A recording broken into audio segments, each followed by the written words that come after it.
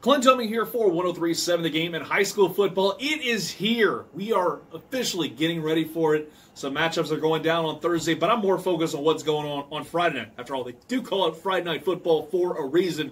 And here's three matchups that I think you need to keep an eye on heading into this week's matchups. Starting things off has to be the Acadiana High Wrecking Rams up against the Kaplan Pirates. This is going to be a fun one. Because of the fact, obviously, Matt McCullough, a new era at Acadiana High. Of course, we know the fear. It's a thing to be feared. But can it still be feared with Matt McCullough at the helm?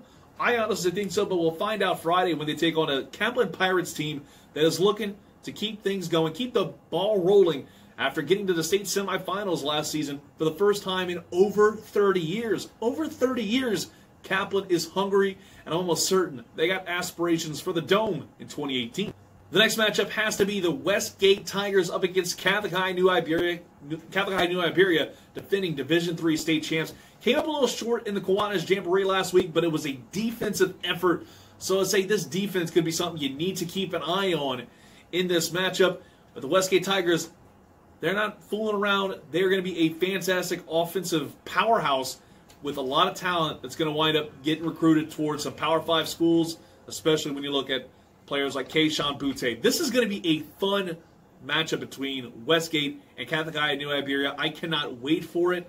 I think this could be one of those games you have to mark on the calendar and say, hey, I want to try and get to this game. And the final one I am looking forward to, it's Northside High taking on Lafayette Christian Academy. This one's going to be a lot of fun, not just because of the game, and you have Lafayette Christian Academy, the defending Division IV state champs, but I think it's more the fact that you have a matchup between a team that Trav Falk, head coach of the Knights, has coached in the past in the Northside Vikings, and he's helped them out. He's definitely done some really good things in helping revitalize that stadium that Northside is going to host a ball game in almost 3 years after Trav Falk departed towards the end of the 2015 season.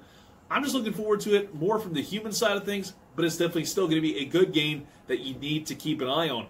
That's all I got in terms of three matchups you need to keep an eye on.